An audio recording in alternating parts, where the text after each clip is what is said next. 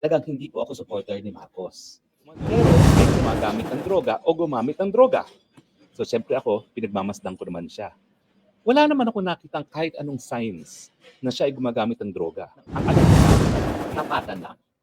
Hindi ko po ako supporter ng mga Marcos. In fact, ang pamilya ko ay oposisyon sa pamilyang ni Marcos. Ang lola ko po ay pinsan buo ni Jovito Salonga. So talagang hindi po ako supporter ni Marcos.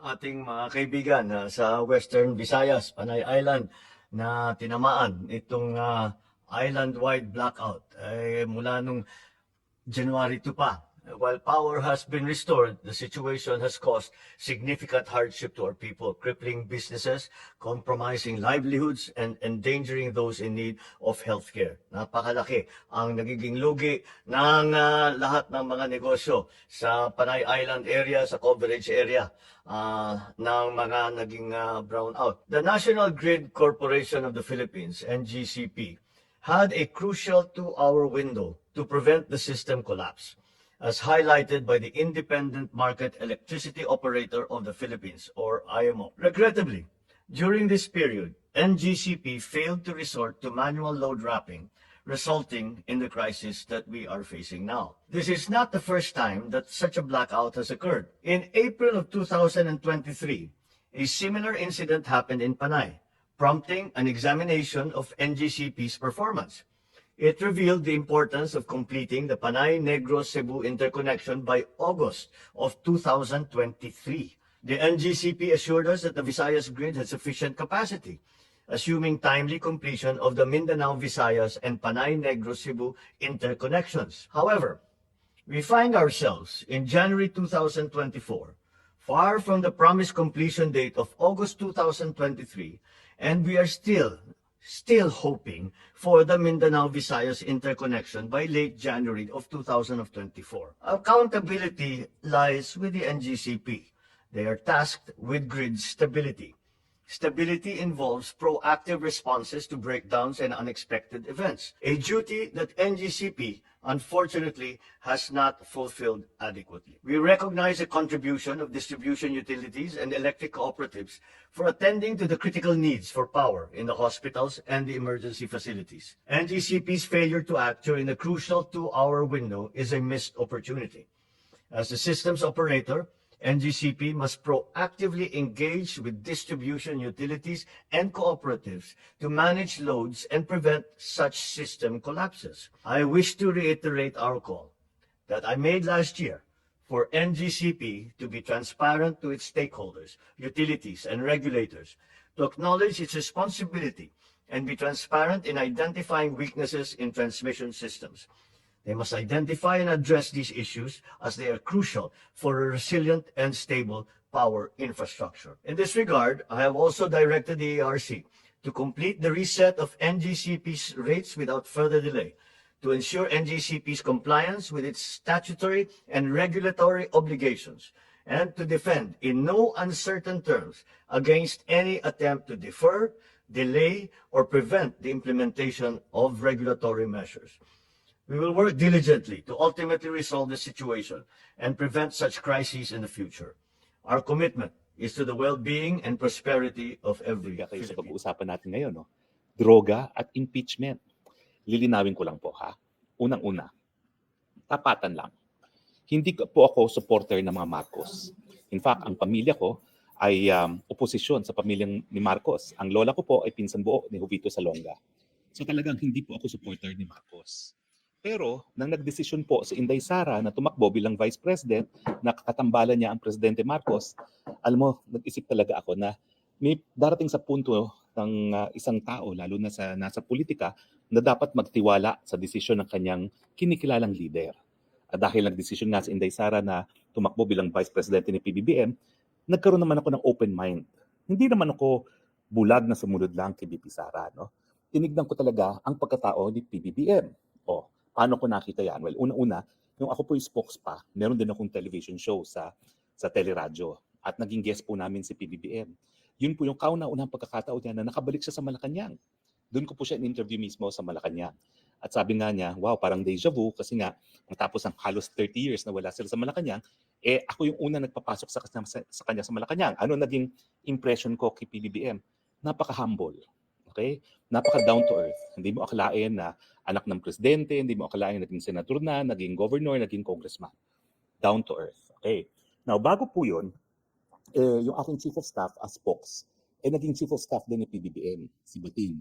Kinasal po si Batin sa Bali, Indonesia. No? At naging ninong kami pareho. So naging kumpare kami sa isang kinasal na malapit sa amin pareho. Chief of staff ko as presidential spokesperson, chief of staff niya as senator. Pero napansin ko na talagang hindi sila madaling makihalubilo. In fact, nandun din si First Lady Lam, pero parang kulang sila. In fact, hindi sila tumabi sa aming lamesa. Naghiwalay sila ng lamesa. No? So sa akin, okay lang naman. No? Dahil basta naman ako may kausap, buhay ako. No?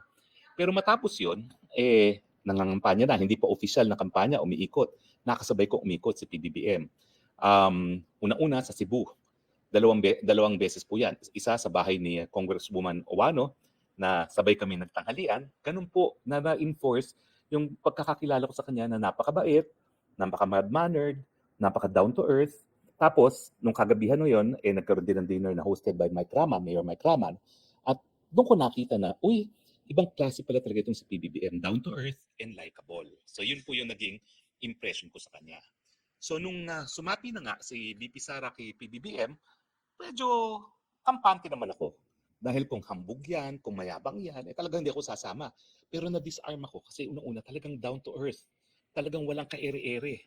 Hahangaan mo talaga. At saka napakabait. Now, siyempre, noon pa man, naririnig ko na yung chismis na di umano ay gumagamit ng droga o gumamit ng droga. So siyempre ako, pinagmamasdan ko naman siya.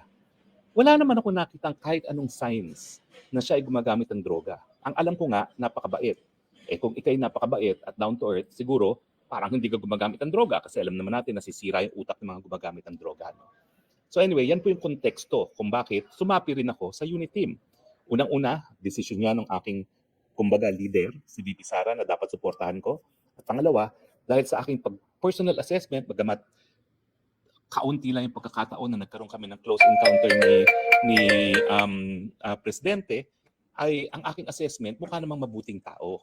Kaya, I had no problems na sumama sa unit team. In fact, ako yung kauna-unahan nilang kinuhang senador. Pangalawa lang po, si Senator Jinggoy. So ngayon, gaya ninyo, naririnig ko rin yung mga sinasabi ni Maharlika. In fact, si Maharlika, nagulat ako na panay ang banat niya sa mag-asawa dahil nga dito sa pulburon. No?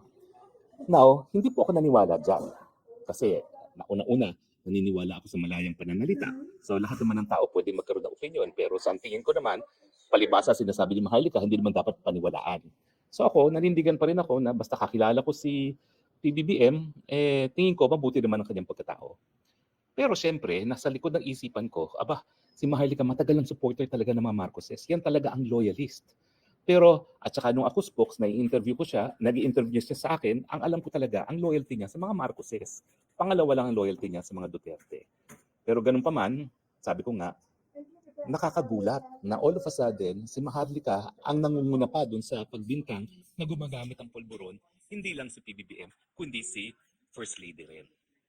So, mga panahon na yun, narinig ko na. Pero dahil nagkaroon ako ng personal assessment na mabuti naman ang pagkatao ni PBBM, hindi po ako naniniwala. Ang problema po ngayon, hindi lang si Maharlika nagsasalita. Meron na pong lumabas na dating sundalo na PMAR at kumpirmadong PMAR naman, yung parang Clemente yung pangalan, pero kumpirmado ko po na PMAR, sila ngayon nagsasalita na rin ng withdrawal of support dahil nga daw po sa paggamit ng pulburon. Ngayon, lilinawin ko po, wala akong personal ng pagkakaalam kung gumagamit o hindi ng pulburon si PBBM o si Lam. Pangalawa, kung gumamit man sa mga nakalipas na panahon si PBBM ng pulburon, wala rin akong pakialam. Bakit? Si Prince Harry nga, sa libro niya, umamin siya na gumamit din siya ng coke. Alam niyo kasi yung buhay mayaman, parang lalo na kapag nag-boarding school sa England, parang tanggap na yan, nakabahagi nila ng buhay. Hindi dapat, pero dapat tinatanggap na rin. So, wala akong pakialam. Pero syempre, ibang usapan na yan, kapag presidente, ay di umano, ay gumagamit pa rin ng pulburon. Ulitin ko po hindi ako naniniwala. Wala akong sapat na impormasyon. Pero ang sasabihin ko lang, kung sakaling may katotohanan yan, Ano ang implikasyon niyan sa pagiging presidente? Well, alam niyo po, ang paggamit ng coke ay pinagbabawal. Labag sa batas. Pinarurusahan po ang gumagamit, pinarurusahan ang nagtutulak. Mas mabigat ang parusa sa mga nagtutulak kaysa sa gumagamit kasi biktima nga ang gumagamit. Pero labag pa rin po yan sa batas. Now, alam naman natin ang presidente, siya yung chief executioner ng batas. Siya nagpapatupad ng batas. So kung may katotohanan ang mga paratang nitong si Maharlika at nitong Clemente na gumagamit ng pinagbabawal na gamot ang ating presidente, yan po ay labag sa batas. At dahil yan po ay labag sa ating batas, yung Dangerous Drugs Code, yan po ay po pwede maging ground for impeachment. Anong basihan? Betrayal of public trust. Alam niyo po itong betrayal of public trust. Kaya po sinama yan sa Amerika at dito sa Pilipinas. Gaya-gaya lang naman tayo sa Amerika talaga. Yan po ay yung kahit anong ground na hindi expressly enumerated na dahilan para sa pagkakatanggal through impeachment, pero po pwede maging dahilan. At kaya po yan may betrayal of public trust kasi nga ang tiwalang ng taong bayan, siya ay magpapatupad ng batas. Hindi siya ang lalabag ng batas. Pero ulitin ko po hindi pa ako naniniwala na gumagamit ng droga si PBBM or si LAM. Sabi-sabi lang yan. Ang sa akin lang, kung may katotohanan, abay, yan po ay isang ground for impeachment para matanggal ang isang nakaupong presidente. Kasi saan ka naman nakakita na ang presidente na dapat nagpapatupad ng batas, lalong-lalo na mga batas sa pinagbabawal na droga, ay gumagamit. So impeachable offense po yan, betrayal of public trust. So, ano ngayon? Bakit ko naman ito isinasabi? Kung hindi naman ako naniniwala na gumagamit ng droga si presidente at si LAM. Well, alam niyo po kasi, sa ating saligang batas, may bagong probisyon.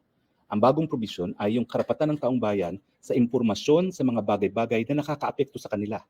The right of the people to information on matters affecting their lives. So tingin ko po, kapag isang presidente ay pinagbibintangan na gumagamit ng droga, abay, may pakailaman publiko. Kasi unang-una, yan ay labag sa batas na dapat pinapatupad ng presidente. Pangalawa, nakaka-impluwensya yan sa desisyon ng presidente. Mantakin nyo ang desisyon kung makikipagyera sa China, may impluwensyahan ng droga. Mantakin nyo yung desisyon kung ipakukulong ang mga Duterte sa ICC sa Hague, baka naiimpluwensyahan ng droga. Yung pagkikipag-usap sa mga terorista, baka naiimpluwensyahan ng droga. So merong karapatan na malaman ng taong bayan kung may katotohanan. Itong mga paratang ni Maharlika at ni Clemente. At dumadami na po mga nagsasabi ang problema, hindi lang si Maharlika. So anong aking rekomendasyon? Kung dahil may karapatan po ang taong bayan sa impormasyon na nakakaapekto sa kanilang pang-araw na buhay, at dahil gusto ko rin malaman ng katotohanan, dahil ako gusto kong ma-assure ang sarili kong hindi ako nagkamali doon sa assessment ko na mabuting tao itong si PBBM. Ang aking suggestion, my humble suggestion, magpa-drug test si Presidente. Dahil dyan po lalabas ang katotohanan kung siya ay gumagamit o gumamit ng droga. Magkakaroon po yan ng residual effect.